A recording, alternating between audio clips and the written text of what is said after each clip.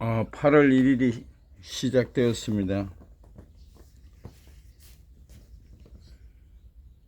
내가 불렀으나 너희가 듣기 싫어하였고 내가 손을 폈으나 돌아보는 자가 없었고 그들이 내게 말하기를 우리가 함께 가자. 우리가 가만히 엎드렸다가 사람의 피를 흘리자 죄 없는 자를 까닭없이 숨어 기다리다가 서울 같은 그들을 산채로 삼키며 무덤에 내려가는 자들같이 통으로 삼키자. 오직 내 말을 듣는 자는 평안히 살며 재앙의 두려움 없이 안전하리라. 교회 예배 드리러 가자 할 때, 전도할 때 전도를 받아야 됩니다. 서울에 그냥 살다가 서울에 빠집니다. 서울은 지옥이에요.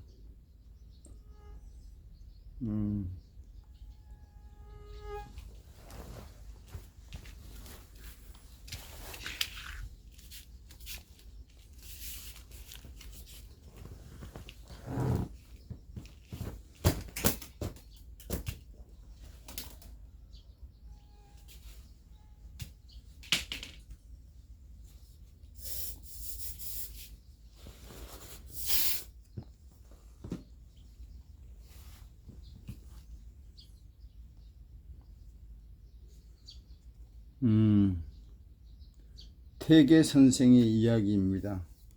태계 선생은 위대한 학자였을 뿐 아니라 인품이 훌륭한 사람이었습니다. 태계는 2번 장가를 갔다. 첫 번째 부인은 아들 둘을 낳고 산후조리를 잘못해서 세상을 떠났다. 태계는 나이 30의 둘째 부인 안동건 씨와 재혼했다. 건 씨는 생각이 조금 모자라는 부족한 사람이었다. 한번 제사상을 준비하다가 상에서 떨어진 배를 건 씨가 치마 속에 숨겼다가 먹으려 했다. 그런 행동을 큰형수가 지켜보고 있다가 나무라며 배를 내어놓으라고 했다. 문제가 커질 것 같다고 느낀 태계는 방문을 열고 나와 아내 대신 잘못을 빌었다. 형수님, 제가 잘 가르치지 못한 탓입니다. 제가 잘 가르쳐서 이런 일이 없도록 하겠습니다. 그리고 아내에게도 잘못을 빌라고 일렀다. 태계 선생의 훌륭한 점은 그 다음에 나타났다. 태계는 나중에 방에 들어와 아내와 함께 있을 때 조용히 말했다. 배가 그렇게 먹고 싶었나 하며 직접 배를 깎아 아내를 주었다. 태계나 아내 건씨의 잘못을 사랑과 인내로 포용했다. 이런 일도 있었는데 아내 건씨가 태계 두루마기를 다림질하다가 조금 태웠는데 급한 마음에 건씨는 태운 부분을 붉은 천으로 기웠다. 태계는 아무렇지도 않게 옷을 입고 상갓집에 가서 조문했다.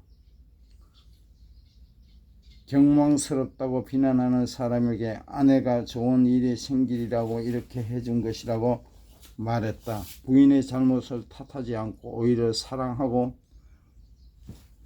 배려하는 마음으로 감싸주었다. 태계는 아내를 무시하지 않았다.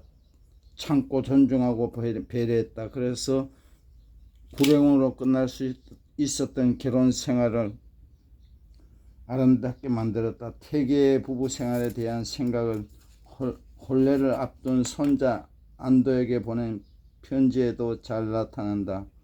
부부란 인륜의 시작이요 만복의 권원이라는 지극히 친근한 사이이긴 하지만 또한 지극히 바르고 조심해야 하지. 그래서 군자의 도는 부부에서 시작된 거라고 하는 그란다. 하지만 세상 사람들은 부부간에 서로 존중하고 예를 갖춰야 하는 것을 싹 잊어버리고 너무 가깝게만 지내다가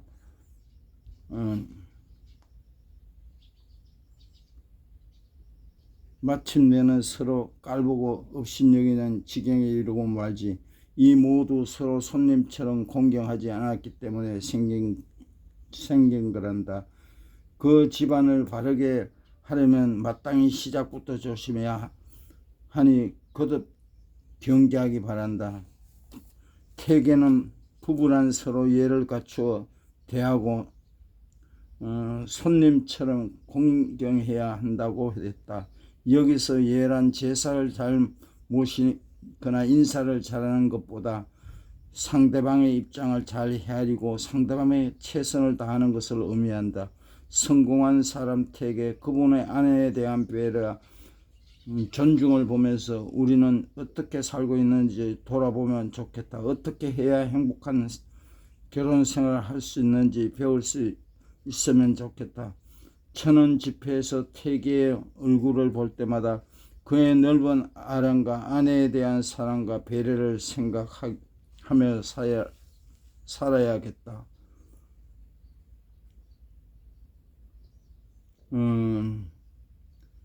8월을 맞이하면서 오늘은 부부 사랑에 관한 말씀을 나눕니다. 성경의 사랑은 언제까지나 떨어지지 아니하되 사랑하는 자들아 우리가 서로 사랑하자. 사랑 안에 두려움이 없고 온전한 사랑이 두려움을 내쫓나니. 노부부의 사랑 이야기. 할머니와 할아버지는 장날에 맞춰 두 분이 손잡고 장에 가시는 행복한 하나로 사신답니다. 옛날 곱게 다려 하늘 위에 올려놓은 아침, 그날도 두 분은 행복을 어깨 위에 걸쳐놓고 업의 5일장 서는 곳으로 나들이 나가십니다. 장터 국밥 한 그릇에 시름을 들어 내고 깍두기 한 조각에 진한 서름을 씹어 넘기며 저마다 곡절과 사연을 매달고 오고 가는 사람들을 바라보면서 지난 해 걸음을 잇고 사시나 봅니다. 해걸음의 집을 향해 걸어가시는 두 분 낮에 뜬 달처럼 멀뚱거리며 점점 멀어져 갑니다. 무얼 빨리 그러다가 똥구멍에 해받치겠어. 무거리 급해요. 영감 숨차여 천천히 갑시다. 봄바람이 불어주서인지 종종걸음으로 행하니 대문을 열고 들어오면서 투덜투덜 화내시는 할아버지. 사람이 느려 터져서 이젠 같이 못 다니겠다며 들으라는 듯 빨래 널고 있는 며느리에게 역정을 내보이십니다. 아버님, 그러는 먼저 식사하세요 라며 말했다. 안 들은 척 애꿎은 장작더미만 만지더니 마지못해 네 시엠이 오면 같이 먹으련다 하신다. 길가에 흙먼지 먹고 자란 이름 없는 들꽃이랑 얘기하다가 온 것처럼 한가한 얼굴로 대문을 열고 들어서는 할머니를 보며 다그치는 할아버지. 풀필이 끄끄 불어 벌써 왔을 시간인데 뭐 한다고 이제 오누. 물끄러미 바라만 보고 있는 할머니 손에 막걸리 한 병과 고기 한 덩어리가 들려서 있었습니다. 걷는 것 하나만으로도 힘든 아내가 남편의 적상에 올릴 술과 고기를 사오느라 늦은 걸 알고 양손에 든 비닐봉지를 얼른 건네들고 이리 무거운 걸 무엇하려 사오노 혼자 걷는 것도 힘든 사람이 삐걱거리는 나무대에 그림자 인양 서있는 아내 눈을 마주보지 못한 채 뒤돌아서며 애처로운 애처럼의 교훈 한마디 더 던집니다. 무하려 며느리가 밥 차려 놨는디 배 안 고파? 얼른 밥 먹어.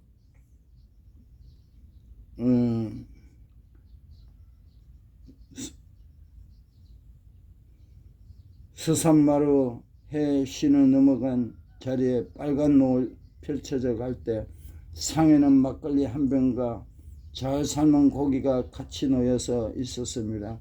영감 무해요 식사하세요 라는 말과 함께 방문을 열고 들어서는 남편의 손엔 하루 온종일 햇살에 잘 달여진 삼계탕이 덜려져 있었습니다. 아니 그건 언제 끓였어요? 진작 알았으면 고기를 안 사왔을 건데 이건 임자 거야. 이젠 네 애미가 가면 갈수록 걷는 게 힘들어지냐 보다며 할아버지가 장에 가기 전 뒷뜰에다 아내에게 먹일 삼계탕을 푹 삶고 있었기에 그 국물 한 방울이 줄어들까 저하며 빨리 가자며 할머니를 보챘던 할아버지이십니다. 다리 하나를 툭 떨어 내밀어 보이며 임자 얼른 먹고 힘내서 우리 죽는 날까지 같이 걸어서 장에 가야지. 고맙슈. 영감 이것도 먹고 잘 걸을게요. 그래 달구새끼처럼 잘 따라오소. 허허. 할아버지와 할머니는 그저 같이 하는 행복 하나면 충분하다며 우리처럼 사랑하는 게 습관이 되어서 소중해진 사람 그들을 부부라 부른다 말하고 있습니다.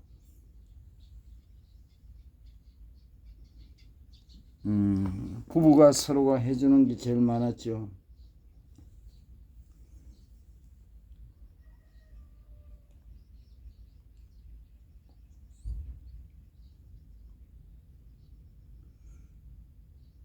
우리는 서로 만지고 살아야 합니다. 사랑의 온기가 전해옵니다. 말로 표현이 안 되면 스킨십으로 하면 됩니다. 가급적으로 말로 표현을 하면 스킨십을 하면 더 좋겠죠. 고마워요, 사랑해요 이런 말과 함께 피부를 접촉을 통하여 부부 사랑이 깊어지는 여러분들 되시기를 소망합니다. 이스라엘 민족 인사들이 샬롬이죠. 오늘도 샬롬은 평화입니다. 평안하세요. 사랑하세요.